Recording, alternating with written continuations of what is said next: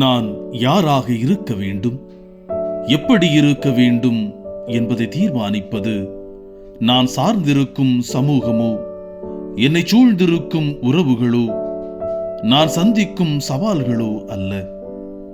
நான் யார் என்பதை தீர்மானிப்பது நான் மட்டுமே.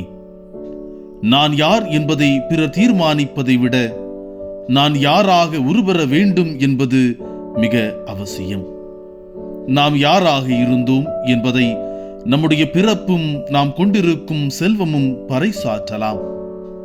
பணக்காரன், ஏழை, உயர்ந்தவன், தாழ்ந்தவன் என்று. ஆனால் உண்மையில் நாம் யாராக உருவருகிறோம் என்பதில்தான் அடங்கியிருக்கிறது நான் யார் என்பது. நான் யாராக உருவர விரும்புகிறேன் என்பதை இந்த பிறப்பும் செல்வமும் ஏனைய காரணிகளும் தடை செய்ய இயலாது.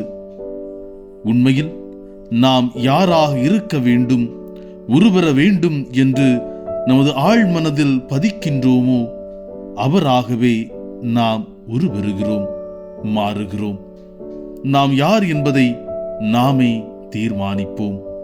அன்புடன் வணக்கம்.